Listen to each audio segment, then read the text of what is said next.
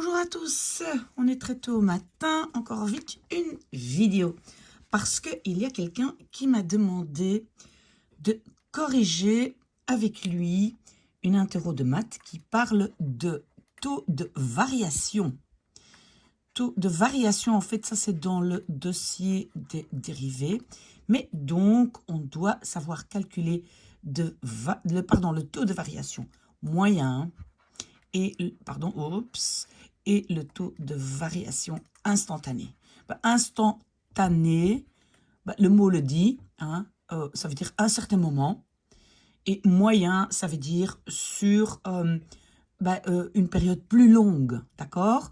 Ça, c'est donc le taux de variation. Et qu'est-ce que ça veut dire? Bon, en fait, ici, on va pas vraiment aller dans les détails, mais taux de variation, ça veut dire que quand j'ai une fonction, comment est-ce qu'elle va varier? Imaginons que, voilà, on va dire, ça c'est ma fonction. Eh bien, comment est-ce qu'elle va varier, par exemple, de là à là, hein? Quelle va être la différence, voilà, entre ces valeurs, d'accord? Voilà, ça c'est un peu plus technique. Pour l'instant, on va juste corriger cet interro. Et alors, voilà, les formules, les deux formules à connaître, à étudier. Voilà, je ne sais pas si vous le voyez à l'écran, je ne vais pas les réécrire. La première formule, c'est le taux de variation moyen. Et la deuxième formule, c'est le taux de variation instantané. On va l'utiliser pour faire les exercices, mais notez les formules quelque part dans un carnet où vous mettez toutes les formules. D'accord. Alors, première chose à faire, c'est que, donc, il y a un dessin. Hein, vous voyez, vous avez toujours le Y et le X. Voilà. Voilà. Et on va donc prendre ici notre fonction. Hein, d'abord, on va dire que la fonction sur ici, comment on appelle ça, sur l'interro, on va dire que la fonction, c'est ça. Ça, c'est la fonction. D'accord? Alors, on va prendre, parce qu'en fait, je relis vite donc la première question, c'est indique ce que représente, donc on doit indiquer ici sur le dessin ce que représente la fonction a plus h moins, voilà. Alors, première chose à faire, c'est que nous allons juste prendre un point et on va l'appeler a. Parce que ça, je pense que ça se trouvait déjà sur l'interro. Ok, ça ici, c'est le point A. Mais où va se trouver alors A plus H? Ça va être A plus quelque chose, on ne sait pas combien, on va dire. Ça, c'est A plus H. Et dans ce cas-là, vous voyez, ça va être H, n'est-ce pas? Si de là à là, c'est A. Et alors, A plus H, la différence, c'est H. Bon, ce n'est pas très important ici. Maintenant, une fonction, elle donne toujours l'image de ces points-ci sur leurs données ici. Donc, l'image de A, ce sera... Voilà, et on va jusque là. Voilà, donc ici, ça va être l'image de A, n'est-ce pas? OK. Alors, pour ce point-ci, je peux aussi trouver l'image. Ma fonction, et puis, je ne dessine pas si bien que ça, mais je pense que vous comprenez où je veux en venir. Donc, ça ici va être l'image de A plus H. J'espère que jusque-là, vous avez suivi. C'est juste, je prends des points ici au hasard et je regarde quelle est l'image sur l'ordonnée. OK. Ça, j'ai déjà. Maintenant, donc la première question que le professeur pose, c'est si je prends ça, donc je suis ici,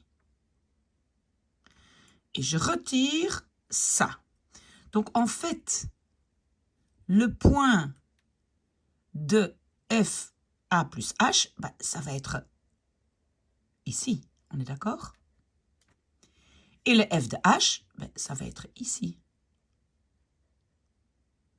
Alors, si je enlève de ce morceau, qu'est-ce qui me reste? Il me reste ce morceau-ci. Ça va? Donc, ça ici. Donc ici, en couleur, parce que moi, je n'ai pas de couleur, hein, en couleur, vous pouvez dessiner ce petit morceau. Et ce petit morceau, c'est ça. Est-ce que vous avez compris? Donc, de 0 jusque-là, moins de 0 jusque-là. Donc, c'est ça la différence. OK. Donc, ça, j'ai déjà dessiné. Donc, vous dessinez juste ici. Voilà. Ça, en une couleur. Je pense que c'est mieux. Alors, maintenant, le professeur demande de dessiner aussi la même chose, mais divisé par H. Donc, la même chose. Désolé, j'ai mis un rond autour. Donc, la même chose divisé par H. Alors, donc, ce qui est au-dessus, c'est ce morceau-là. H, c'est ce morceau-là. D'accord? Ça, c'est H. Alors, ça et ça, qu'est-ce qu'ils ont ici en commun? Ben, c'est de là à là, ligne droite. Une ligne droite de là à là. D'accord? Donc, vous dessinez comme ça. Oui, en fait, la fonction est un peu courbée. Hein? Donc, ma fonction, elle fait, on va dire, ça. Mais donc, ça ici, je dois mettre en couleur une ligne droite entre ce point et ce point sur la fonction. Donc, entre A et A plus H sur ma fonction. D'accord? Ça, c'est donc le deuxième. Et alors, dernière question, c'est donc la limite. Et on va donc voir qu'en fait, c'est la formule de taux de variation instantanée. Donc, H vers 0, A plus H moins. Donc, en fait, de nouveau, la même chose que j'ai déjà, voilà, que j'ai déjà ici, mais la limite. Et dans quel point je dois dessiner ma limite? Dans le point A, parce qu'ici, je vois que j'ai f de A, voilà, et donc je prends la limite dans ce point-ci de la formule. Donc, si j'ai A, en fait, je dois dessiner la tangente. Je vais mettre comme ça la tangente dans une autre couleur. C'est quoi la tangente? Ça veut dire la ligne qui touche la fonction dans un point. Et je peux vous assurer, il n'y a qu'une possibilité. On peut que tirer une ligne qui touche la fonction dans un point. Mais bon, comme mon dessin n'est pas très bien fait, mais normalement, il n'y a qu'une ligne. Et donc, à chaque fois, ce qu'on va obtenir, donc vous dessinez pour ce troisième point, vous dessinez la tangente dans le point A à la fonction. D'accord? Alors, à chaque fois, et ça c'est quand même important, à chaque fois, ici, mais ici aussi, en fait, on donne la pente. On donne la pente de cette droite-là ou de cette droite-là. On donne la pente. Et on va voir par après qu'en fait, la pente, on peut aussi la calculer simplement avec le dérivé. On n'a pas besoin de faire des calculs aussi compliqués. C'est ça, je pense, un peu le but où on veut en arriver. Mais donc, c'est chaque fois la pente qu'on donne, parce que c'est la pente qui va donner le taux de variation, par exemple, de là à là. OK. J'espère que c'est un tout petit peu clair. Si ce n'est pas le cas, alors vous devez me le dire. OK. Alors, ça, c'était là, on va dire, la première question de l'interro. Dessiner ça. Donc, on avait ça, on avait ça, et on avait la longue ligne ici que j'ai dessinée. OK? Alors, la deuxième question, c'est il faut calculer le taux de variation moyen. Hein, donc, moyen. Je dois... Voilà, donc ma formule ici, vous voyez, hein, au-dessus, moyen, donc c'est la formule au-dessus. De la fonction, ma fonction est égale à 3x au carré. Donc, entre ça, pardon, de la fonction, entre le point H, pardon, le point X et le point X plus H. Donc, je dois calculer le taux de variation entre x et x plus h. Donc, par exemple, x peut se trouver ici. Ici, il s'appelle a, mais bon, moi, je l'appelle maintenant x et x plus h. Hein? D'accord? X et x plus h, par exemple. Donc, entre ce point et ce point-là de cette fonction, je dois calculer le taux de variation moyen. Et puis, parce que la question, c'est pas fini, donc ça, c'est la première chose à faire. Et puis, donc je dois faire ça. Et qu'est-ce que je dois encore faire? La dérivée, je l'écris, comme ça, on voit bien de quoi on parle. Dérivée de cette fonction, donc de la même fonction, comme taux de variation instantané. D'accord? Donc, ici, d'abord, taux de variation moyen, et puis taux de variation instantané. Ça va? Et de nouveau, donc, instantané, souvenez-vous, hein, c'est la deuxième formule. Écrivez vos formules. OK. Après, on a encore quelques exercices, mais je vais d'abord expliquer donc ça. Alors, le premier point, donc j'avais dit ici le premier point, on va d'abord écrire la formule. Mais en fait, on a déjà la formule. C'est en fait la formule ici, hein, et comme je vous ai montré, donc je vais simplement appliquer la formule suivante. Est-ce que je sais tenir mon petit papier? Non. Bah, écrivez la formule. Donc, c'est la première qu'on va faire. La première. Donc, je dois... Mais en fait, pour avoir facile quand même, j'écris vite la formule ici. Comme ça, on le fait ensemble. Hein. Voilà, ça, c'est ma formule. OK. Comment est-ce que moi, je vais appliquer ça? Donc, je prends f. Pardon, qu'est-ce que je fais? Donc, je prends la fonction de x plus h. Donc, au lieu de mettre un x, je mets x plus h. Donc, j'écris ma fonction, mais au lieu de mettre x, j'écris x plus h. Vous avez suivi? Donc, dans cette fonction, au lieu d'écrire x, j'écris x plus h. Vous avez vu? Moins bah, la fonction f de x. Donc, je laisse mon x en tant que x. Donc, moins, voilà, divisé par h. D'accord?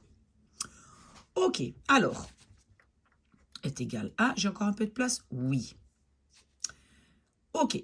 Souvenez-vous, mais ça, c'est une règle que vous avez vue déjà, je pense, en troisième. Comment est-ce que je fais ce morceau?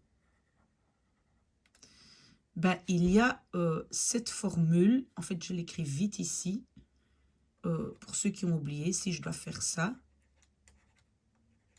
c'est égal à...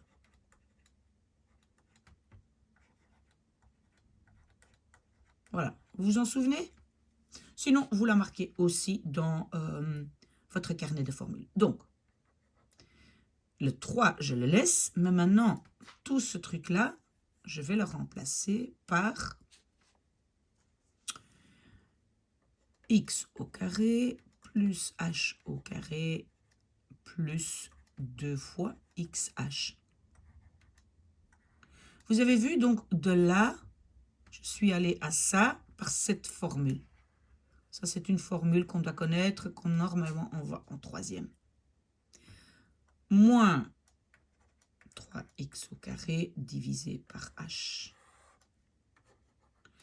OK, ça c'est déjà bien. Maintenant, je vais continuer et je vais juste faire la distributivité. Donc, le 3, il va aller avec chaque morceau. Donc, ça va me donner 3x au carré plus 3h au carré plus 3 fois 2, 6xh moins 3x au carré divisé par h. On me suit toujours? Qu'est-ce que j'ai fait? J'ai juste fait la distributivité, j'ai mis le 3 devant chaque morceau.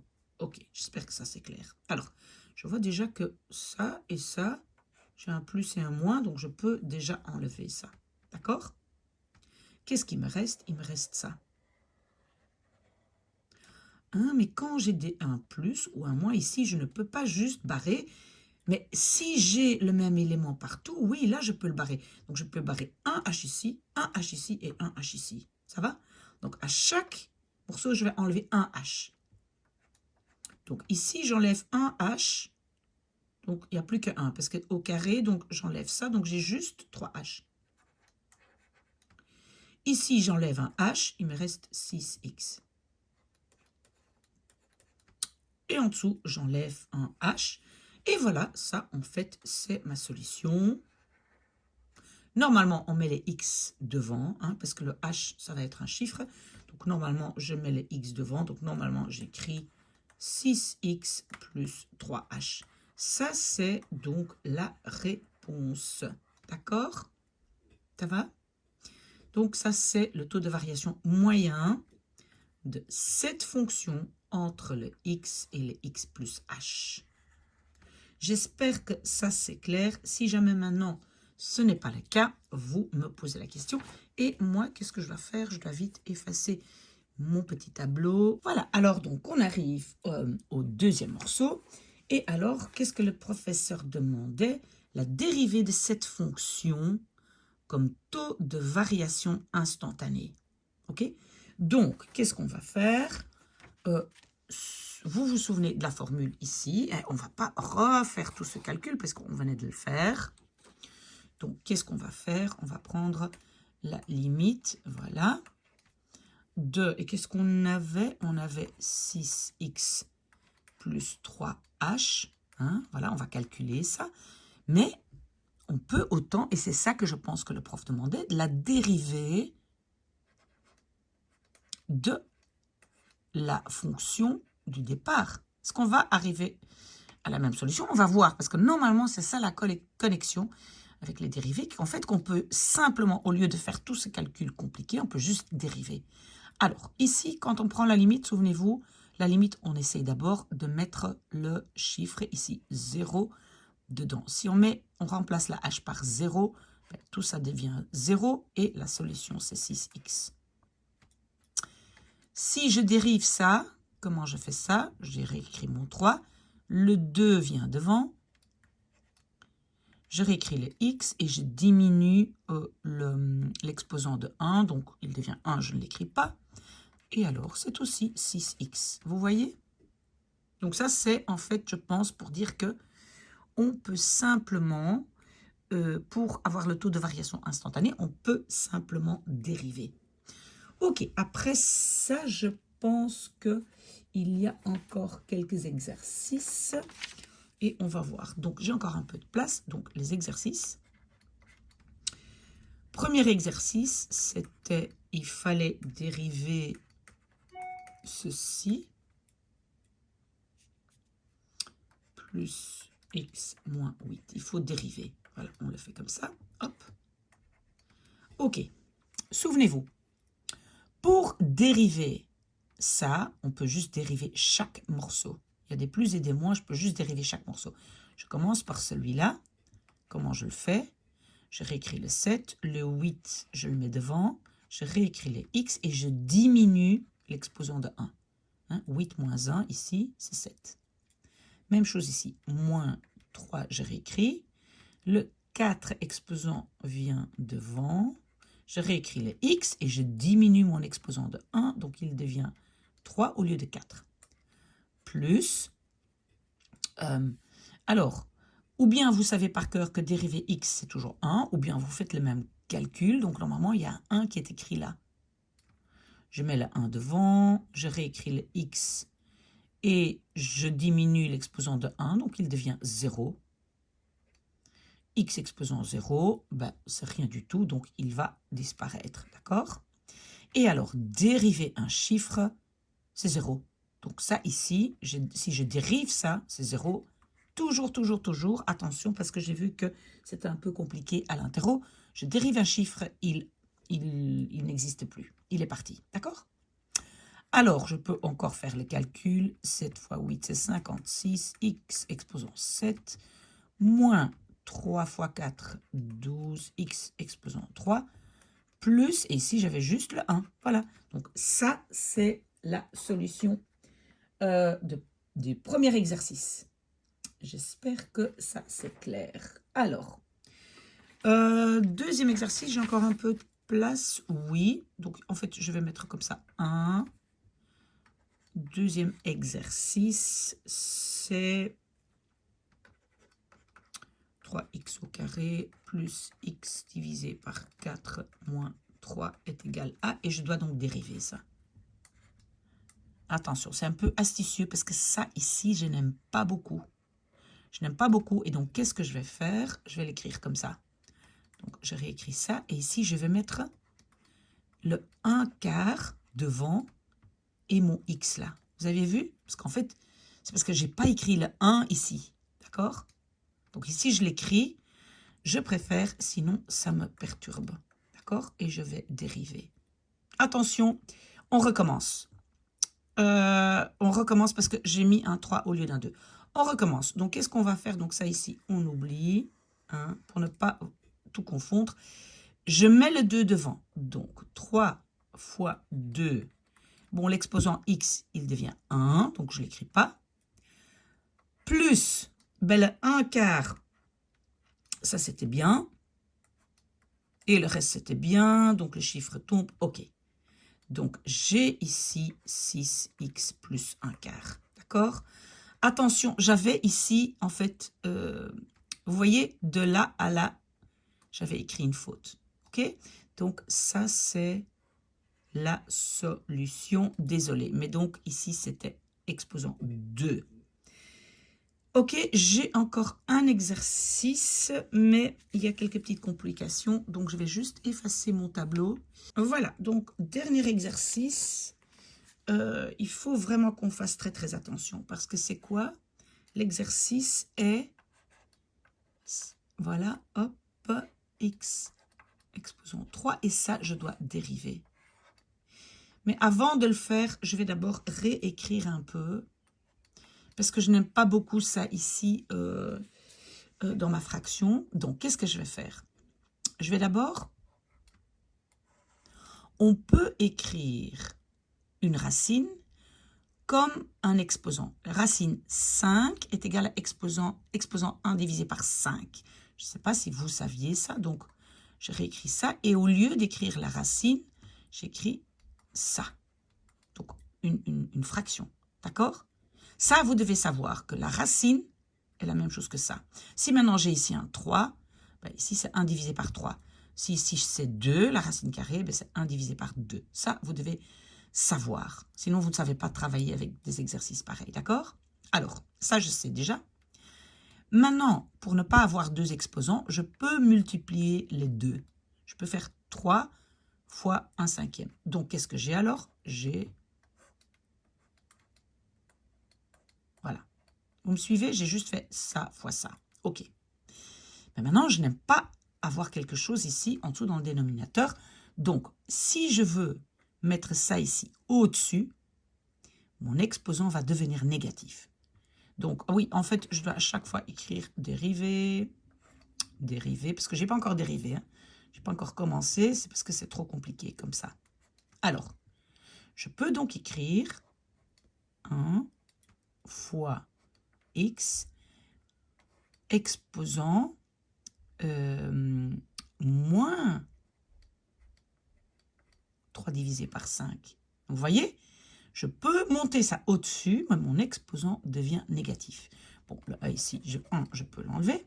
Donc voilà, maintenant j'ai ça, et je dois... Oula, pourquoi je mets ça? Pas besoin, je dois dériver ça. Est-ce que j'ai oublié quelque chose? Non. Ok, donc je dois dériver ça. Ça, c'est pour moi déjà plus facile. Alors, maintenant, je vais ici. Comment dériver ça? Je mets l'exposant devant. C'est d'accord, hein, j'ai pris l'exposant là. Je le mets devant. Je réécris le x. Et maintenant, je dois diminuer l'exposant de 1. Et pour ne pas me tromper, comment je vais faire ça? Je vais donc faire comme ça, moins... Voilà, je réécris mon exposant moins 1, d'accord? Mais je ne peux pas travailler avec... Je ne peux pas additionner ou je ne peux pas travailler avec ça. Donc, au lieu de mettre 1, je vais mettre 5 divisé par 5. Mais je réécris pour que ce soit clair, hein, pour que vous voyez chaque étape. Donc, je réécris. Non, non, non, pardon. Ici, je ne dois plus écrire dérivé parce que j'ai déjà dérivé. Désolé, désolé, désolé. Apparemment, je ne suis pas encore bien réveillée. Donc, je réécris le x. Et maintenant, ici, je vais faire moins 3 divisé par 5. Moins, et le 1, je le remplace par 5 divisé par 5. Hein, parce que sinon, je ne peux pas travailler avec ça. OK. Je réécris de nouveau. Et maintenant, donc, je vais additionner ça. Moins 3, moins 5, ça fait moins 8 divisé par 5. OK. Et donc, j'ai déjà dérivé, hein, mais je sais que on ne laisse pas une fraction dans l'exposant et on ne la laisse pas non plus négative. Donc maintenant, on va devoir le remettre en dessous. OK. Donc, qu'est-ce que je vais d'abord faire? Donc, en fait, l'inverse de ce que j'avais avant. Je vais écrire le x. Il va être exposant. Non, pardon. Je vais d'abord le mettre en dessous.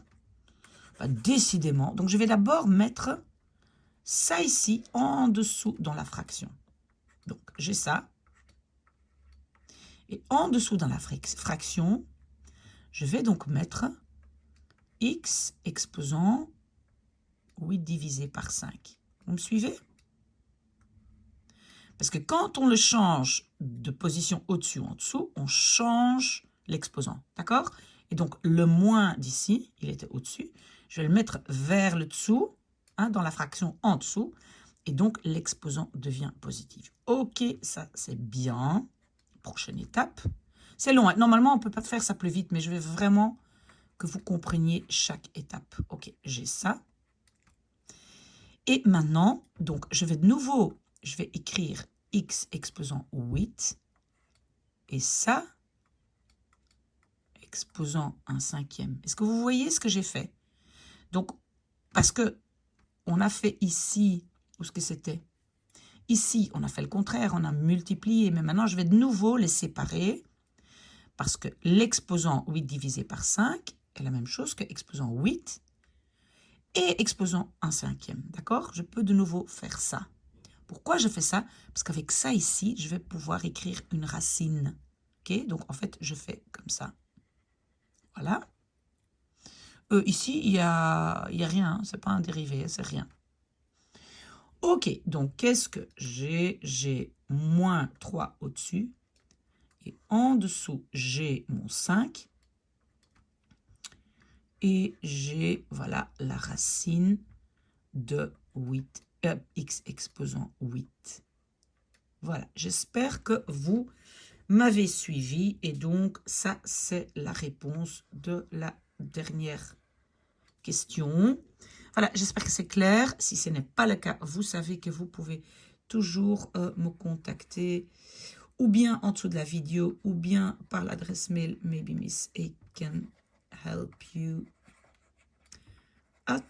@gmail.com. Voilà, bonne chance et faites-moi savoir si ça vous a aidé.